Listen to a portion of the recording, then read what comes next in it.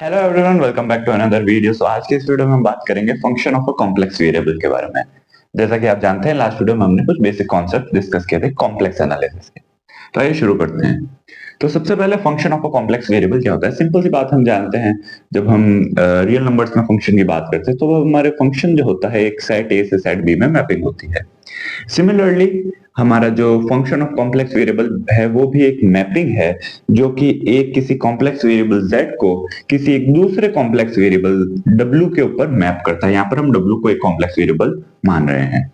Alright, तो जिससे कि हम लिख सकते हैं F Z is equals to W. तो जब इस तरीके की केस होता है तो हम उसको कहते हैं function of a complex variable.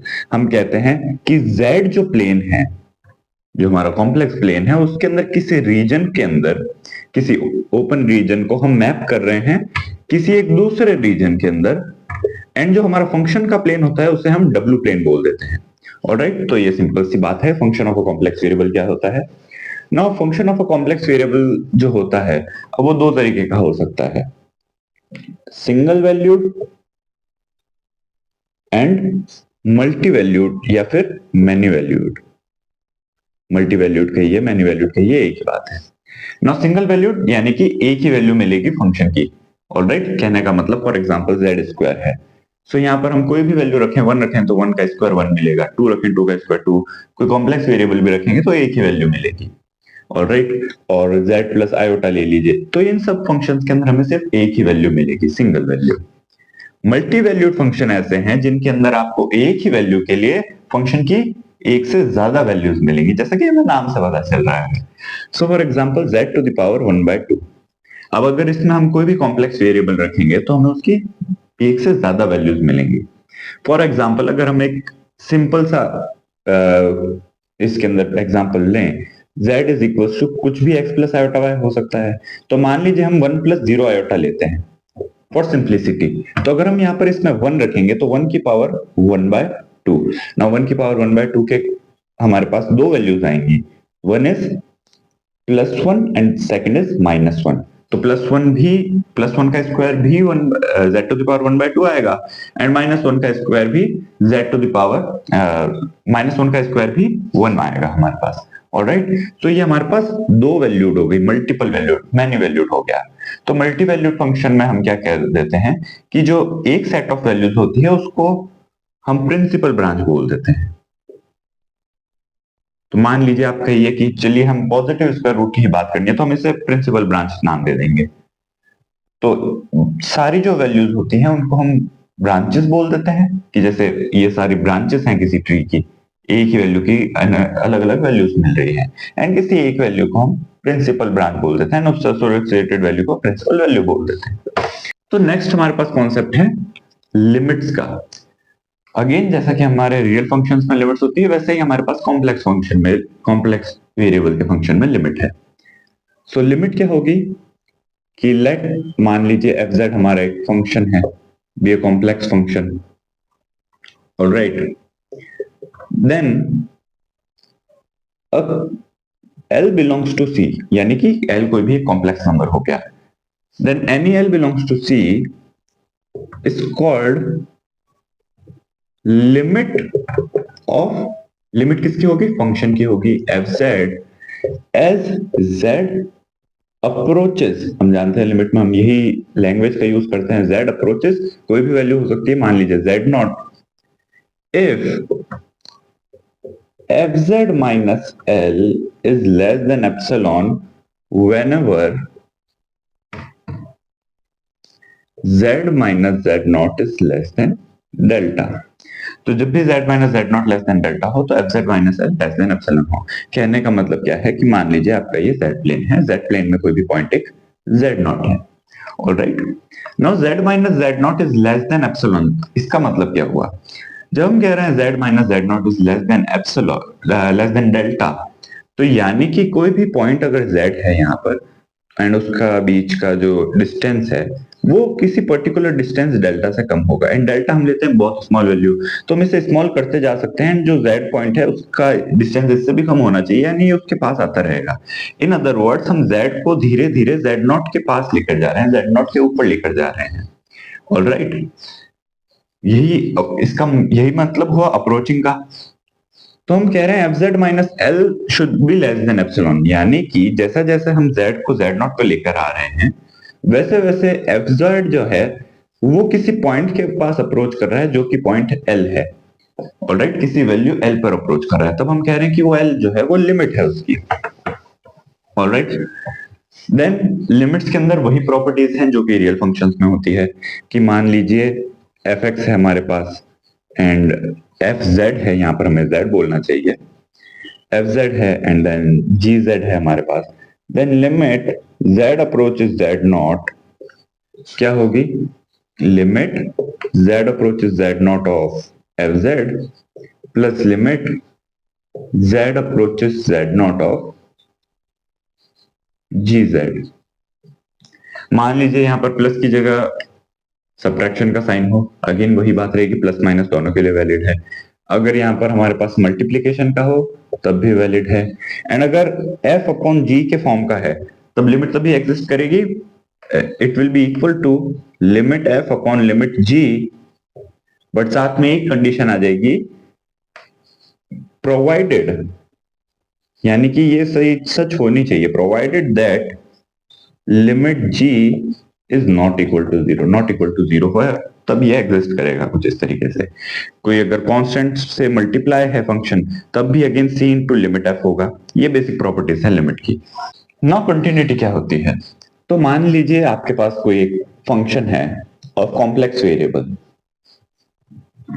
Alright, defined in a domain D, मान लीजिए किसी रीजन डी के अंदर डिफाइंड है, alright, then it is said to be continuous at a point z, it is said to be continuous at z या फिर at point z not, मान लीजिए पर्टिकुलर पॉइंट ले रहे हैं इसलिए, तो z not if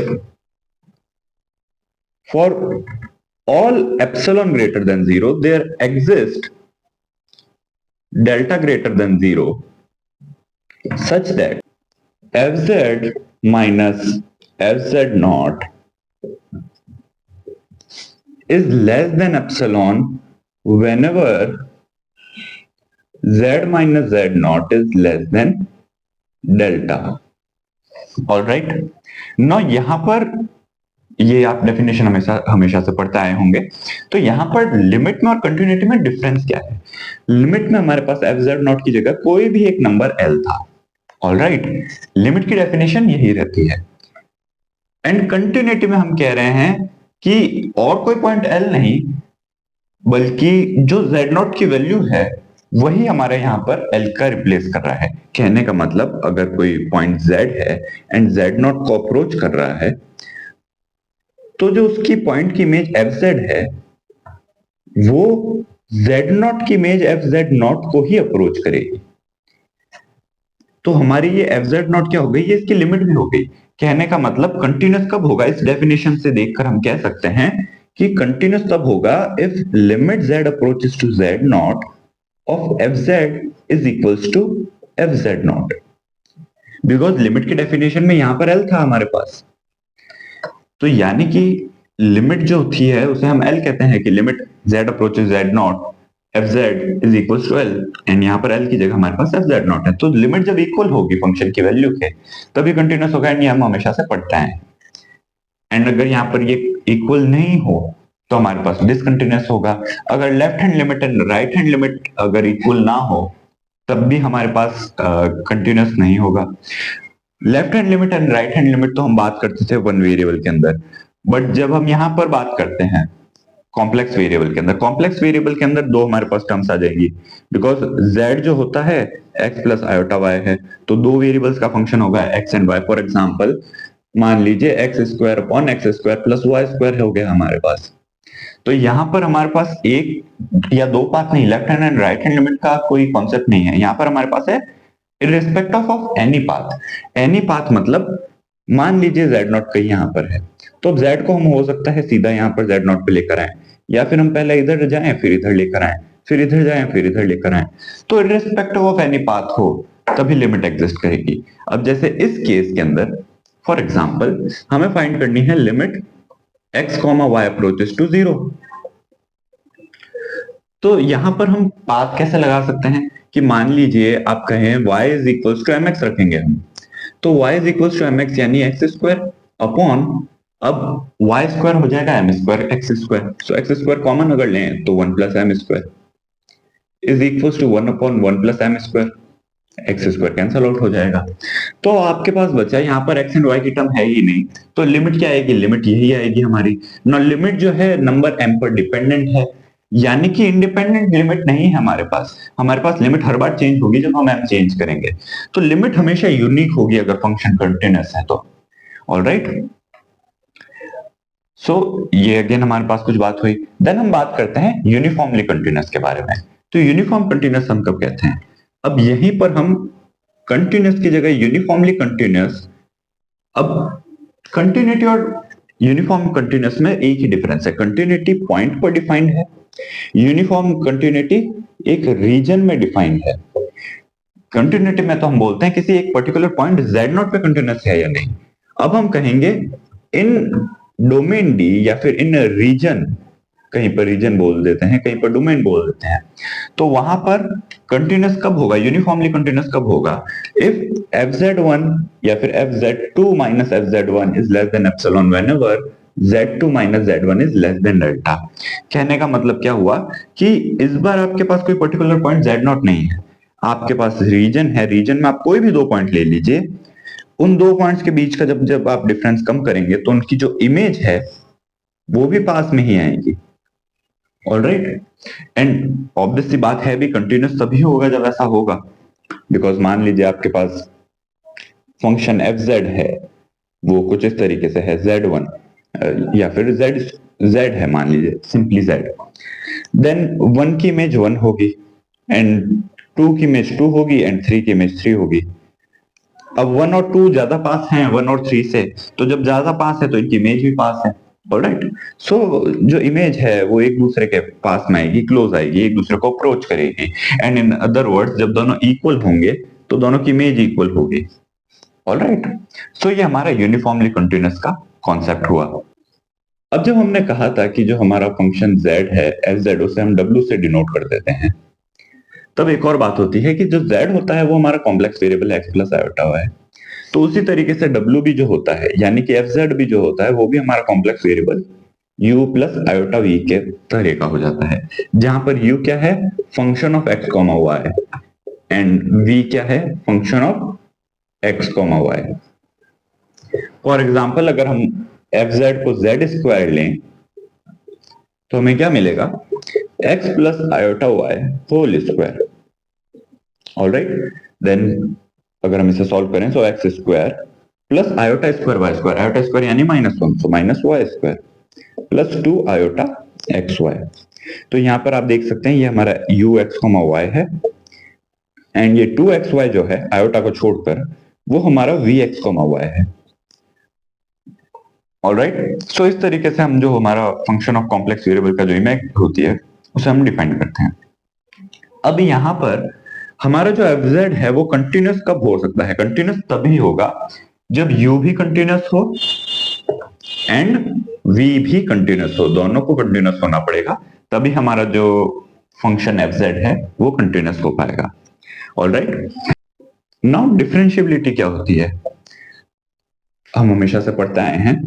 so a function, a complex variable function defined in a region D and single valued, हम दो चीजें मानकर चल रहे हैं सभी डेफिनेशन में, पहला single valued and second defined होना चाहिए पर्टिकुलर किसी रीजन में, अगर डिफाइंड ही नहीं है तो क्या डिफाइन करेंगे, एंड सिंगल वैल्यूड होना चाहिए। तो जब ये दो बातें हैं, single valued function f defined in a region D is called differentiable at a point, is called differentiable at a point z naught if, again यहां पर एक लिमिट आएगी, delta w upon delta z is equals to, इसे हम define कर रहे हैं fz plus delta z, fz naught plus delta z minus fz naught upon delta z। अगर ये limit when delta z approaches to 0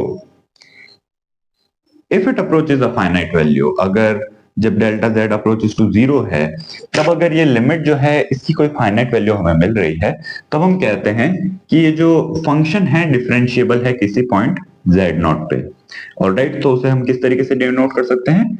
तो उसे जो है हम डिनोट करेंगे, यहाँ पर ये जो वैल्यू हमें मिलेगी जब हम यहाँ पर लिमिट लगाएंगे delta z approaches to zero, तो हम उसे डिनोट कर देते हैं f डैश z0 से। तो यानी कि हम लिख सकते हैं f dash z0 is equals to limit delta z approaches to zero f z0 plus delta z minus f z0 upon delta z। अब यहाँ पर डेल्टा z हमारा वेरिएबल है, तो हम लिमिट की ही इसी डेफिनेशन को एक और तरीके से लिख सकते हैं, डिफरेंशिएबिलिटी की इसी डेफिनेशन को हम लिख सकते हैं f dash z0 is equals to delta z जो है, मान लीजिए z0 प्लस डेल्टा z को हम डिनोट कर देते हैं z से, देन डेल्टा z हमें क्या मिलेगा? z minus z0। ऑलराइट, तो z माइनस z0 है, तो हम इसे लिख सकते हैं limit of delta z approaches to zero. अगर delta z approaches to zero हुआ यानी z approaches z0, z approaches z0 हो जाएगा। सो z approaches z0 fz minus fz0 upon z minus z0। तो जब हमारे पास कुछ इस तरीके से होगा, तब हम कहेंगे डिफरेंशिएबल है फंक्शन किसी पॉइंट के ऊपर। देन एक काफी इंपॉर्टेंट थ्योरम है, आपने जरूर पढ़ी होगी कहीं ना कहीं, कि डिफरेंशिएबिलिटी इंप्लाइज कंटिन्यूटी, यानी कि differentiability sufficient condition for continuity, यानी अगर फंक्शन किसी पॉइंट पर डिफरेंशिएबल है तो वहां पर कंटिन्यूअस भी डेफिनेटली होगा, बट अगर किसी पॉइंट पर कंटिन्यूअस है तो जरूरी नहीं डिफरेंशिएबल हो। तो मान लीजिए, इससे प्रूफ करने के लिए हम मान लेते हैं एक बात को कि डिफरेंशिएबल है किसी पॉइंट पर। डिफरेंशिएबल है तो ये लिमिट हमारे पास एग्जिस्ट करेगी। अब कंटिन्यूअस है कि नहीं ये देखना है हमें, तो आइए देखते हैं। सो मान लीजिए हम लेते हैं fz माइनस fz0। ऑलराइट, हमने लिया fz माइनस fz0।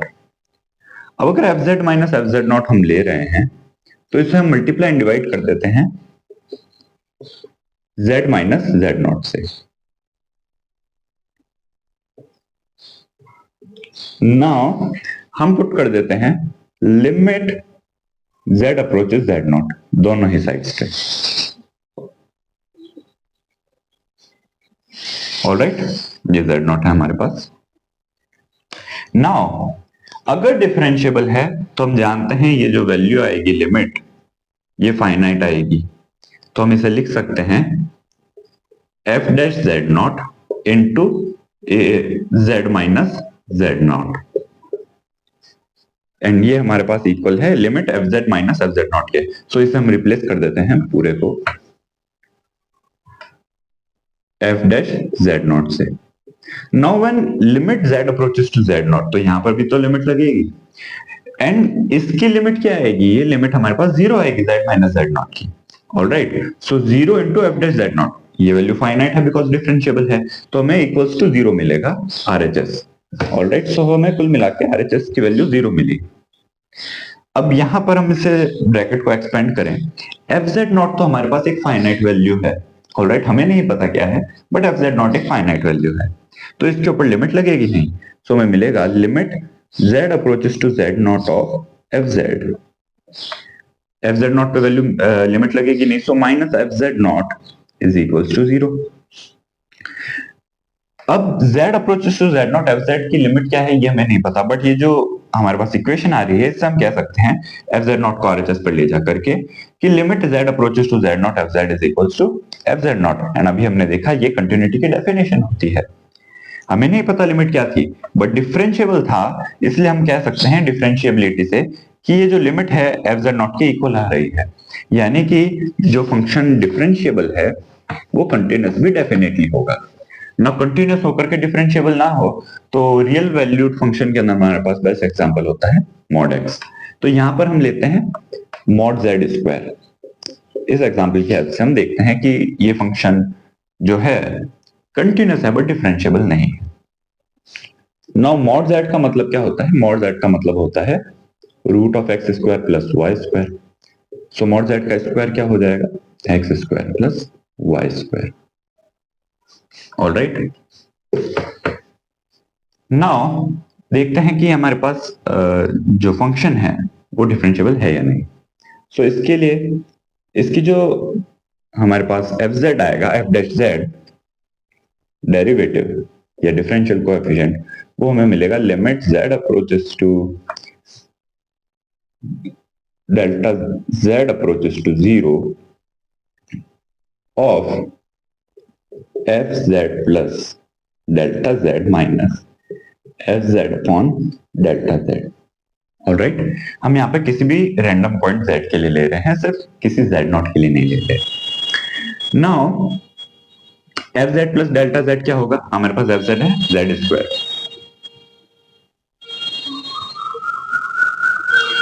सो हमें मिलेगा z plus delta z mod whole square, mod z plus delta z whole square, ध्यान रखिएगा, minus mod z square.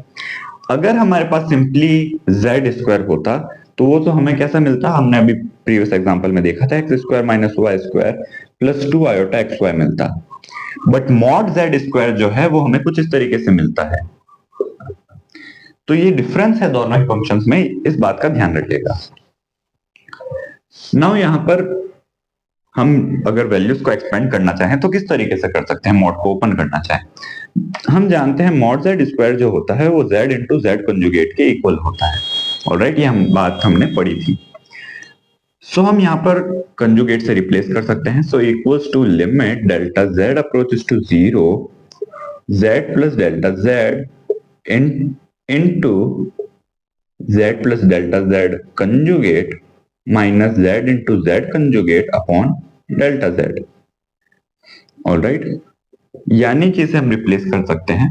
Now conjugate जो है, सबसे पहले z प्लस डेल्टा z से कंजुगेट इस तरीके से ब्रेक हो जाएगा इंडिविजुअल पे, देन हम ब्रैकेट एक्सपेंड कर सकते हैं, limit delta z approaches to 0 z into Z conjugate plus z delta z conjugate plus z conjugate delta z plus delta z into delta z conjugate minus z conjugate upon delta z। First term and last term आपस में cancel out हो रही है। Now terms हमारे पास क्या बची, z plus delta z conjugate, z conjugate delta z and delta z conjugate. तो यहां पर देखिए हमें क्या मिलेगा, limit delta z approaches to 0, अगर हम सभी को डिवाइड करें तो delta z upon delta z conjugate बचेगा, again delta z upon delta z conjugate बचेगा, एंड देन लास्ट टर्म जो है हमारे पास बचेगी delta z conjugate upon delta z। Alright, तो ये हमारे पास यहाँ पर कुछ इस तरीके से मिल चुका है। नाउ हमें देखना है कि फंक्शन डिफरेंशिएबल है या नहीं। तो इसके लिए हम लिमिट देखेंगे कि डिपेंडेंट ऑन पाथ है या नहीं। हम जानते हैं ये कंटिन्यूस है। कंटिन्यूस क्यों है, because mod z square is equal to X square plus Y square, यानी कि प्लस 0 आयोटा लिख सकते हैं इसे हम। ये हमारा uxy हो गया एंड ये vxy हो गया। हम जानते हैं यहाँ पर v जो है 0 है, तो यहाँ इसका कुछ सेंस नहीं। u जो है वो कंटिन्यूस है, तो यानी कि हमारा मॉड z स्क्वायर कंटिन्यूस है। डिफरेंशिएबल है या नहीं, उसके लिए हमें लिमिट को देखना पड़ेगा, पार्ट डिपेंडेंट है या नहीं। तो सबसे पहले हम चेक करेंगे along x axis. Along x axis यानी कि हमारे पास जो डेल्टा z होगा वो क्या होगा, obviously delta x plus iota delta y होगा। अलोंग जब x एक्सिस हम कह रहे हैं, कहने का मतलब y हमारा 0 है एंड डेल्टा z बच जाएगा डेल्टा x, तब हमें लिमिट चेक करनी है। तो लिमिट z अप्रोचेस टू 0 जब हमें चेक करनी है तो डेल्टा z कंजुगेट क्या होगा, delta x minus iota delta y। तो when delta z approaches to 0 है, डेल्टा z कंजुगेट भी 0 को अप्रोच करेगा।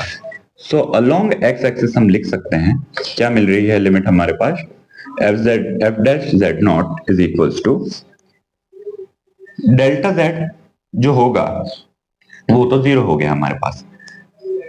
अगर एक्स एक्सिस के अलोंग जा रहे हैं तो y को हम 0 मान रहे हैं। सो देखिए y को जब 0 मान रहे हैं तो ये टर्म एंड ये टर्म हट जाएगी, तो delta z delta Z conjugate upon delta Z है, वो हमारे पास बचेगा delta x upon delta x, यानी कैंसल आउट हो जाएगा। तो ये टर्म जो है हमारे पास 1 हो जाएगी। सो ये हमारे पास z डैश प्लस z बचेगी value. Alright, limit delta z की है, लिमिट z की नहीं, लिमिट डेल्टा z की है। देन अगर हम बात करें along y axis, along y axis क्या होगा? अलोंग y एक्सिस इस बार हमारे पास डेल्टा z कंजुगेट अगेन 0 को अप्रोच करेगा।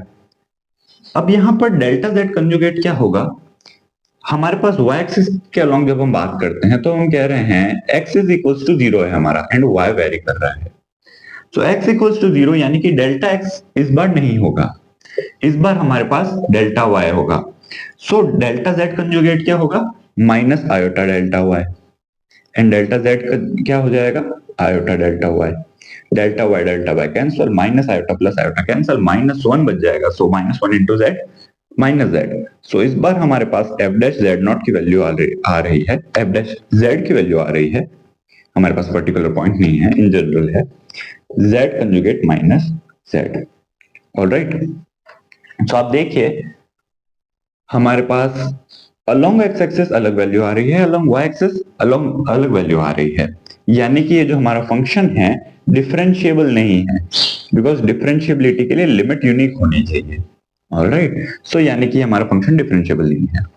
So this was all in today's video. Next video में हम बात करेंगे एनालिटिक फंक्शंस के बारे में।